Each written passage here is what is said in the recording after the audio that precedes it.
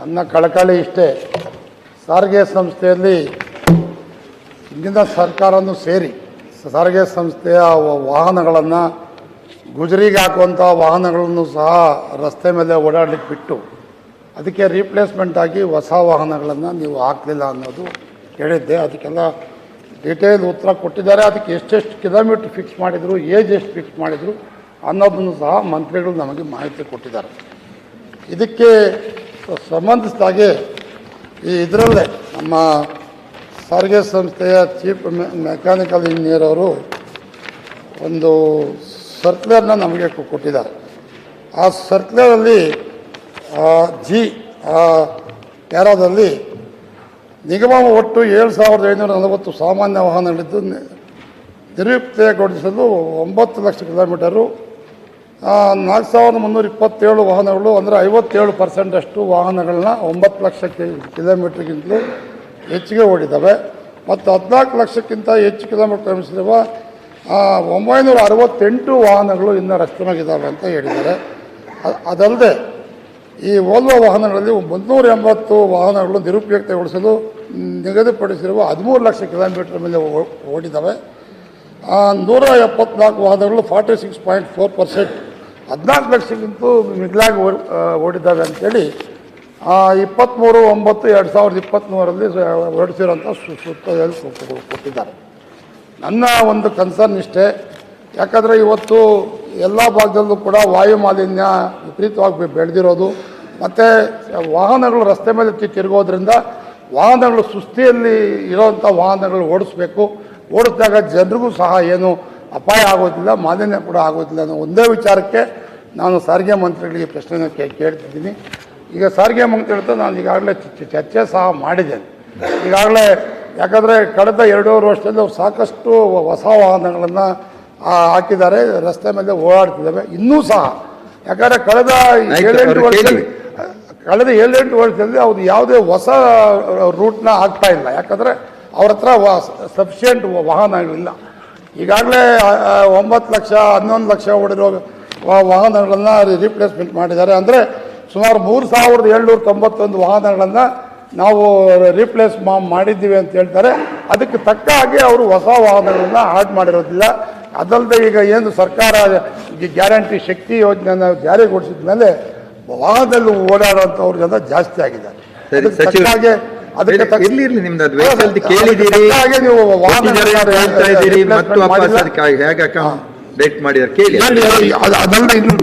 ಸಭಾಧ್ಯಕ್ಷರೇ, ಉತ್ತರಗಳನ್ನು ಒದಗಿಸಿದ್ದೀನಿ ಸಭಾಧ್ಯಕ್ಷರೇ. ಮತ್ತು ಈ ಶಕ್ತಿ ಬರೋಕ್ಕೆ ಮುಂಚೆ 1,54,000 ಟ್ರಿಪ್ಸ್ ಇತ್ತು ಪ್ರತಿದಿನ. ಈಗ ಅದನ್ನು 1,84,000 ಅಂದರೆ 30,000 ಟ್ರಿಪ್ಸು ಜಾಸ್ತಿ ಆಯಿತು. ಮತ್ತು 5,800 ಬಸ್ಸು ಸೇರ್ಪಡೆ ಆಗಿದೆ. ಮತ್ತು ಈ ವರ್ಷ ಮತ್ತೆ 2,000 ಬಸ್ಸು ಬರುತ್ತೆ. ಆಮೇಲೆ ಸ್ಕ್ರ್ಯಾಪು ಒಂದಷ್ಟು ಆಗಿದೆ. ಆಮೇಲೆ ಕೆಲವು ಬಸ್ಸುಗಳು ಕಿಲೋಮೀಟರು ಈಗ 15 ವರ್ಷಕ್ಕೆ ಮೇಲೆ ಓಡಿಸೋ ಹಾಗೆ ಇಲ್ಲ ಬಿಡಿ ದೇಶದಲ್ಲಿ.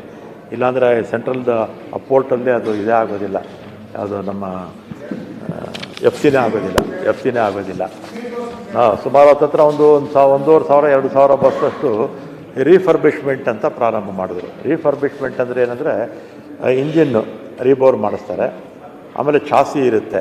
ಅಷ್ಟು ಬಿಟ್ಟರೆ ಉಳಿದಿರ್ತಕ್ಕಂಥದ್ದು ಎಲ್ಲ ಹೊಸದೇ, ಪೂರ್ತಿ ಹೊಸದೇ ರೀಫರ್ಬಿಷ್ಮೆಂಟ್ ಅಂತ. ಅದೊಂದು ಹತ್ತಿರ 1,500 ಬಸ್ ಮಾಡ್ಕೊಂಡಿದ್ದರಿಂದ ನಮ್ಗೆ ಅದು ಸ್ವಲ್ಪ ಆ್ಯಡ್ ಆಯಿತು. ರೈಟ್. ಆಮೇಲೆ ರೆಗ್ಯುಲರಾಗಿ ಪೊಲ್ಯೂಷನ್ ಜಾಸ್ತಿ ಆಗಬಾರ್ದು ಅಂತ ಇತ್ತೀಚೆಗೆ ಎಲೆಕ್ಟ್ರಿಕ್ ಬಸ್ಸಸ್ಗೂ ಹೆಚ್ಚು ಪ್ರಮೋಟು ಕೂಡ ಕೊಡ್ತಾಯಿದ್ದಾರೆ.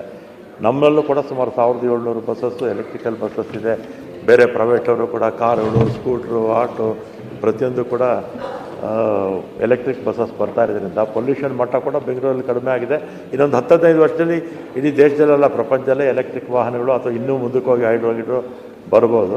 ಅದರಿಂದ ಈಗ ಸುಸ್ಥಿತಿಯಲ್ಲಿರ್ತಕ್ಕಂಥ ಎಲ್ಲ ಬಸ್ಸುಗಳು ಸುಸ್ಥಿತಿಯಲ್ಲಿದೆ ಅಂತ ಮಾನ್ಯ ಸಚಿವರ ಗಮನಕ್ಕೆ, ಸದಸ್ಯರ ಗಮನಕ್ಕೆ ತರಕ್ಕೆ ಬಯಸ್ತೇನೆ. ಸಭಾಪತಿಗಳೇ, ಇವತ್ತು ವಿಜಯ ಕರ್ನಾಟಕದಲ್ಲಿ ಒಂದು ಸುದ್ದಿ ಮಾಡಿದ್ದಾರೆ.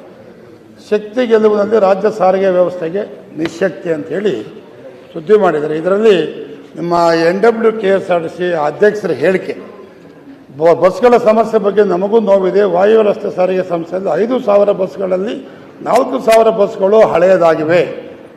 ಈಗ ಹೊಸದಾಗಿ ಹೊಸ ಬಸ್ ಖರೀದಿಗೆ ಸಹಕಾರ ಅನುಮತಿ ಕೊಟ್ಟಿದೆ. ನಿಗಮಕ್ಕೆ ಹಣಕಾಸಿನ ಕೊರತೆ ಸಹ ಇದೆ. ಶೀಘ್ರದಲ್ಲೇ ಎಲ್ಲವೂ ಸರಿ ಮಾಡುತ್ತೇವೆ ಅಂತ ನಿಮ್ಮ ಅಧ್ಯಕ್ಷರು ಹೇಳಿಕೊಟ್ಟಿದ್ದಾರೆ.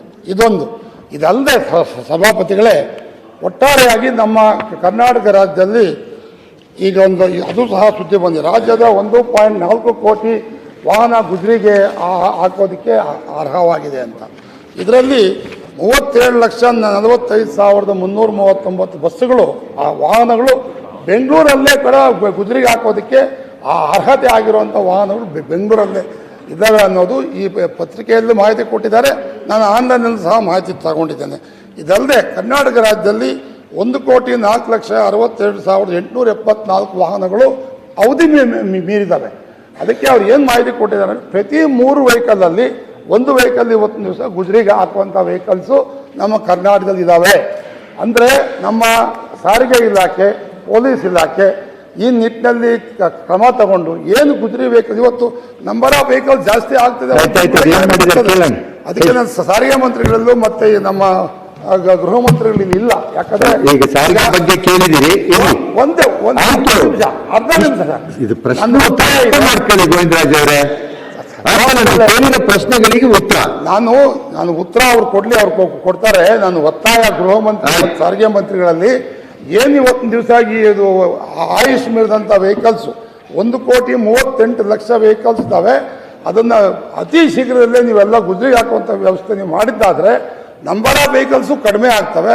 ಅದರಿಂದ ಸೂಸುವಂಥ ಮಾಲಿನ್ಯ ಕೂಡ ಕಡಿಮೆ ಆಗುತ್ತೆ. ಈ ನಿಟ್ಟಿನಲ್ಲಿ ದಯವಿಟ್ಟು ಕ್ರಮ ತಗೋಬೇಕು. ಸಭಾಧ್ಯಕ್ಷರೇ, ನಾನು ಪತ್ರಿಕೆಯಲ್ಲಿ ವಿಜಯ ಕರ್ನಾಟಕ ಇರಬೇಕು ಅದರಲ್ಲಿ ಓದಿದೆ. ನಮ್ಮ ಅಧ್ಯಕ್ಷರು ಆ ರೀತಿ ಹಳೆ ಬಸ್ ಅಂತ ಅಂದರೆ ನಾನು ಓದಿದೆ ಅದನ್ನು. 15 ವರ್ಷಗಳ ಕಾಲ ನಾವು ಬಸ್ಸುಗಳನ್ನು ಸುಸ್ಥಿತಿಯಲ್ಲಿ ಇಟ್ಕೊಂಡು ಓಡಿಸ್ಬೋದು. 15 ವರ್ಷ ಅಥವಾ ನಾವು ಲಿಮಿಟ್ ಮೊದಲಿಂದ 6 ಲಕ್ಷ ಇತ್ತು, ಆಮೇಲೆ 8 ಲಕ್ಷ ಆಯಿತು. ಈಗ ವೋಲ್ವೋ ಇದರೆಲ್ಲ ಸ್ವಲ್ಪ 12 ಲಕ್ಷ 13 ಲಕ್ಷ ಮಾಡಿದ್ದೀವಿ. ಮತ್ತು ರೀಫರ್ಬಿಶ್ಮೆಂಟ್ ಕೂಡ ಮಾಡ್ತಾಯಿದ್ದೀವಿ. ಹಿಂದೆ ರಸ್ತೆಗಳು ಸರಿ ಇರ್ತಿರ್ಲಿಲ್ಲ. ಈಗ ದೇಶದಲ್ಲಿ, ನಮ್ಮ ಕರ್ನಾಟಕದಲ್ಲ, ದೇಶದಲ್ಲಿ ಎಲ್ಲ ಕಡೆ ರಸ್ತೆಗಳು ಚೆನ್ನಾಗಿದೆ. ಎಲ್ಲ ಕಡೆ ಗ್ರಾಮಾಂತರ ಪ್ರದೇಶ ಇಲ್ಲದೆ ಇರ್ಬೋದು. ಅದರಿಂದ ಬಸ್ಸಸ್ಸು ಬೇಗ ವೇರಿಯಂಟ್ ಟೈರು ಕೂಡ ಈಗ ನಮ್ಗೆ ಅಷ್ಟು ಇದಾಗೋದಿಲ್ಲ. ಮೊದಲೆಲ್ಲ ಜಾಸ್ತಿ ಇದಾಗ್ತಾ ಇತ್ತು. ಇದೊಂದು ಸಭಾಧ್ಯಕ್ಷರೇ. ಆಮೇಲೆ ಈ ಕೇಂದ್ರ ಸರ್ಕಾರ ಒಂದು ನೀತಿ ತಂದಿದೆ ಸಭಾಧ್ಯಕ್ಷರೇ. 15 ವರ್ಷ ಆದಮೇಲೆ ಯಾವ ವಾಹನನೂ ಕೂಡ ಓಡಿಸ್ಬಾರ್ದು ಅಂತ ನೀತಿ ತಂದರು 2021ರಲ್ಲಿ. ಆಮೇಲೆ ಫೈನಲಾಗಿ 23ರಲ್ಲಿ ನೋಟಿಫಿಕೇಷನ್ ಆಯಿತು. ಅದ್ರ ಪ್ರಕಾರ ನಮ್ಮ ಸರ್ಕಾರಿ ವಾಹನಗಳು ಕೂಡ 15 ವರ್ಷದ ಮೇಲೆ ನಾವು ಓಡಿಸೋಂಗಿಲ್ಲ. ಆಮೇಲೆ ಮತ್ತೆ ಇನ್ನೊಂದು ತಿದ್ದುಪಡಿ ತಂದು ಪ್ರೈವೇಟ್ ವೆಹಿಕಲ್ಸು, ಕಮರ್ಷಿಯಲ್ ವೆಹಿಕಲ್ಸ್ ಇದೆಯಲ್ಲ, ಅದನ್ನು 5 ವರ್ಷ ಎಕ್ಸಂಪ್ಷನ್ ಕೊಟ್ಟಿದ್ದಾರೆ. 5 ವರ್ಷ ಅಂದರೆ 20 ವರ್ಷದವರೆಗೂ ಕೂಡ ಓಡಿಸ್ಬೋದು. ಅದ್ರ ಮತ್ತೆ FC ಮಾಡಿಸ್ಕೋಬೇಕು ಅವರು. ಮತ್ತು ಸುಸ್ಥಿತಿಲಿದೆಯಾ ಅಂತ ನೋಡಬೇಕು. ಅಥವಾ ಪೊಲ್ಯೂಷನ್ನು, ಹೊಗೆ ಜಾಸ್ತಿ, ಆ ಥರ ಪೊಲ್ಯೂಷನ್ನು ಸರಿಯಾಗಿ ಅದು ಪೊಲ್ಯೂಟ್ ಜಾಸ್ತಿ ಮಾಡ್ತಾ ಇದ್ದರೆ ಅದನ್ನು ಮಾಡಬಾರ್ದು ಅಂತಿದೆ.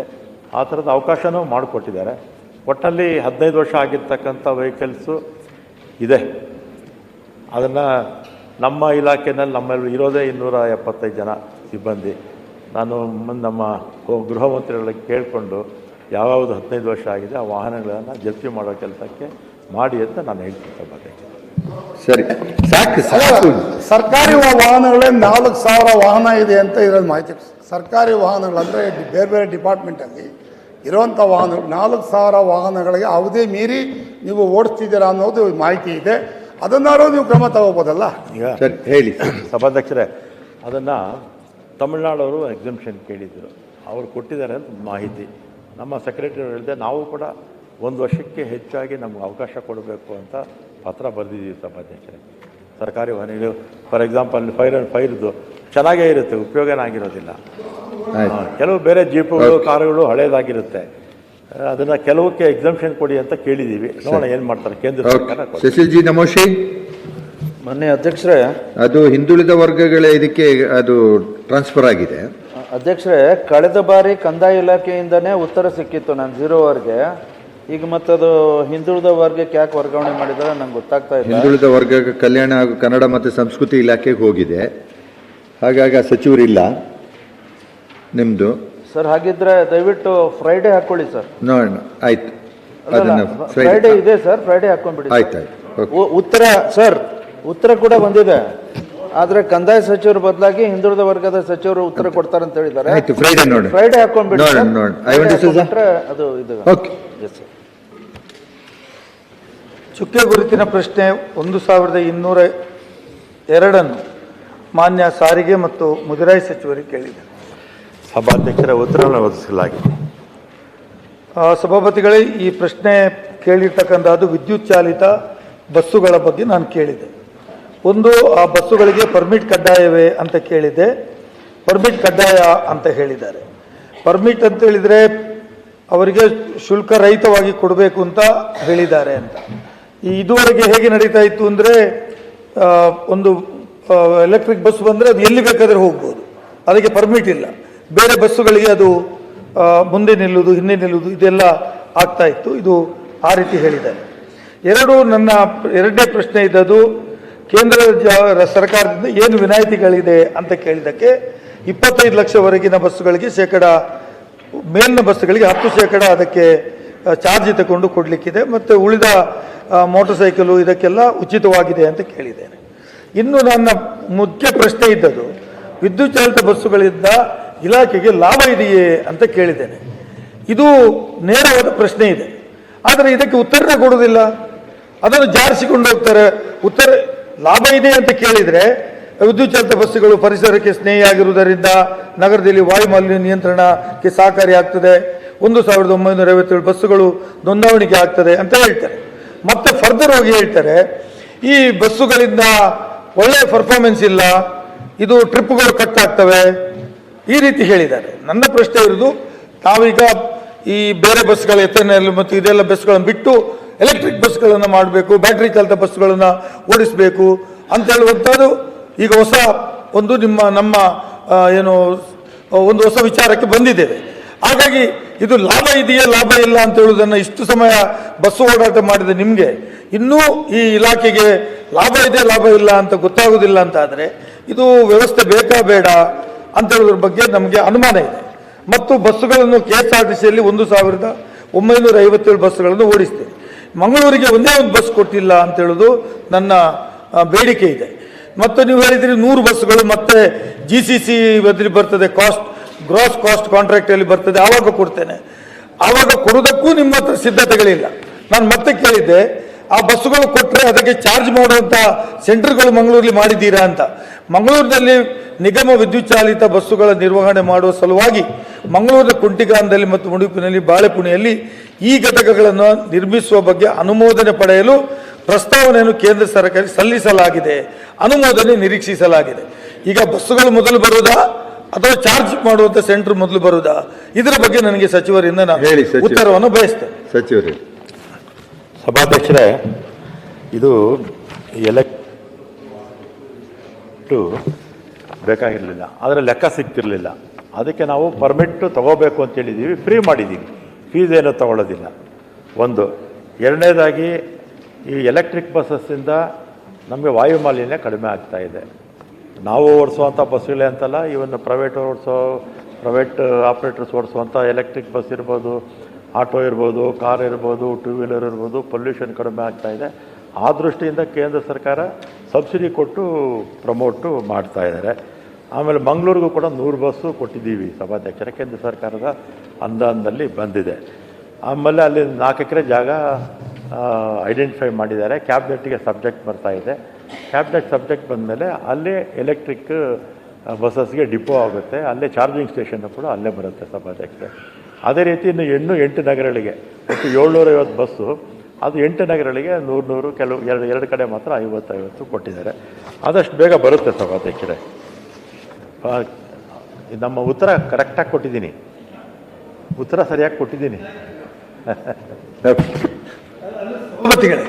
ಸಭಾಪತಿಗಳೇ, ಇದು ಉತ್ತರ ಸರಿ ಕೊಟ್ಟಿದ್ದಾರೆ ಅಂತ ಹೇಳಿ ಸಾಲದು.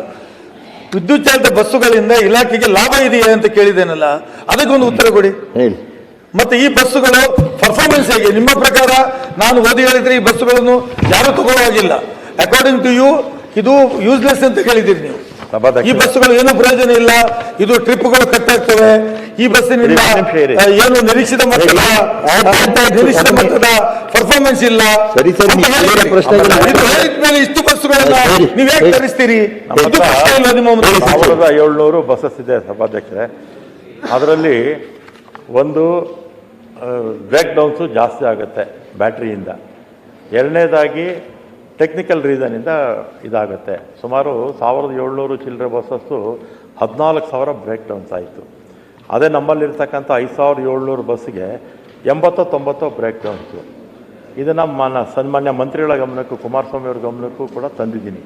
ಯಾಕಂದರೆ ನಮಗೆ ಬಸ್ಸಸ್ ಬೇಕು, ಬೇಡ ಅಂತ ನಾವು ಹೇಳೋದಿಲ್ಲ. ಎಲೆಕ್ಟ್ರಿಕ್ ಬಸ್ಸಸ್ಸು BMTC ಇರ್ಬೋದು ಅಥವಾ ಇತರೆ ಕಾರ್ಪೊರೇಷನ್ಸ್ ಇರ್ಬೋದು, ಇದೆರಡು ಸೆಟ್ರೇಟ್ ಮಾಡಿಕೊಡದೇ ಇದ್ದರೆ ನಮಗೂ ಕೆಟ್ಟ ಹೆಸರು ಬರುತ್ತೆ, ಕೇಂದ್ರ ಸರ್ಕಾರಕ್ಕೂ ಬರುತ್ತೆ, BMTCಗೆ ಕೂಡ ಬರುತ್ತೆ.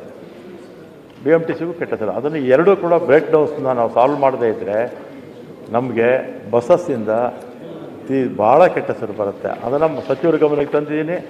ನಮ್ಮ ಆಫೀಸರ್ಸ್ನ CME CTMನ ಕರೆಸ್ಕೊಂಡು ಏನೇನು ಫಾಲ್ಟ್ಸ್ ಇದೆ ಅಂತೆಲ್ಲ ಕೇಳಿದ್ದಾರೆ. ಅದನ್ನೆಲ್ಲ ಕೂಡ ಸೆಟ್ರೇಟ್ ಮಾಡಿಕೊಟ್ರೆ ನಮಗೆ ಅನುಕೂಲ ಆಗುತ್ತೆ ಸಭಾಧ್ಯಕ್ಷರೇ. ಆಮೇಲೆ ಲಾಭ ನಷ್ಟದ ಪ್ರಶ್ನೆ ಬರೋದಿಲ್ಲ. ಇಡೀ ಪ್ರಪಂಚದಲ್ಲಿ ಎಲ್ಲ ಕಡೆ ಕೂಡ ಈಗ ರೋಡ್ ಟ್ರಾನ್ಸ್ಪೋರ್ಟ್ ಕಾರ್ಪೊರೇಷನ್ಸು ಸರ್ಕಾರದ ಬೆಂಬಲ ಇಲ್ಲದೆ ಯಾವುದೂ ಕೂಡ ನಡೆಯೋದಿಲ್ಲ. ಯಾಕಂದರೆ ಎಲ್ರಿಗೂ ಗೊತ್ತು 100ಕ್ಕೆ 30 ಬಸ್ಸು ನಮಗೆ ನಷ್ಟ ಆಗುತ್ತೆ ಅಂತ. ಯಾಕಂದರೆ ಗ್ರಾಮಗಳಿಂದ ಪಟ್ಟಣಕ್ಕೆ ಬರಬೇಕು, ಪಟ್ಟಣಗಳಿಂದ ನಗರಕ್ಕೆ ಬರಬೇಕು, ನಗರದಿಂದ ಮಹಾನಗರಕ್ಕೆ ಜನ ಬರಬೇಕು. ಅದನ್ನು ಬರಬೇಕಾಗಿದ್ರೆ ಬಸ್ಸಲ್ಲಿ 10 ಜನ ಇದ್ದರೂ ಓಡಿಸ್ಬೇಕು, 100 ಜನ 50 ಜನ ಇದ್ದರೂ ಕೂಡ ನಾವು ಓಡಿಸ್ಬೇಕು. 30%, ಇನ್ನು 30-35% ನೋ ಪ್ರಾಫಿಟ್ ನೋ ಲಾಸಲ್ಲಿ ಓಡುತ್ತೆ. ಈಗ ಸರ್ಕಾರದ ಜವಾಬ್ದಾರಿ. ಅದರಿಂದ ನಾವು ಎಲೆಕ್ಟ್ರಿಕ್ ಬಸ್ಸು ಅಷ್ಟೇ, ಅದಕ್ಕೂ ಕೂಡ ನಷ್ಟ ಆಗುತ್ತೆ. ಇವನ್ ಡೀಸೆಲ್ ಬಸ್ಸಸ್ಸು ನಷ್ಟ ಆಗುತ್ತೆ. ನಮಗೆ ಲಾಭ ಬರೋದು ಯಾವುದಂದರೆ 30-35% ಲಾಂಗ್ ರೂಟ್ ಬಸ್ಸಸ್ಸು ಮತ್ತು ಎಲೆಕ್ಟ್ರಿಕಲ್ ಬಸ್ಸಸ್ಸು, VIP ರೂಟ್ಸಲ್ಲಿ ಹಾಕಿರ್ತೀವಲ್ಲ, ಏರ್ಪೋರ್ಟ್ ಇದ್ದಾರೆ, ಅದರಲ್ಲಿ ಲಾಭ ಬರುತ್ತೆ ಅಷ್ಟೇ. ನಮ್ಮದೇ ಅಲ್ಲ, ಇಡೀ ಪ್ರಪಂಚದಲ್ಲಿ ಇದೇ ವ್ಯವಸ್ಥೆನೇ ಇರೋದು. ಒಂದೇ ರಮೇಶ್ ಬಾಬು, ನನ್ನ ಪ್ರಶ್ನೆಗೆ ಸರಿಯಾಗಿ ಉತ್ತರ ಕೊಟ್ಟಿಲ್ಲ ಸರ್. ಎರಡನೇದು ನಂದು ಏನಿದೆ, ಲಾಭ ಆಗ್ತದೆ ಅಂದ್ರೆ whether it is a better performance ಅಂತ. ಈ ಡೀಸೆಲ್ ಪೆಟ್ರೋಲ್ಗಿಂತ ಇದು ಬಸ್ಸುಗಳು ಆಗ್ಬಹುದಾ ಅಂತ ಕೇಳಿದೆ.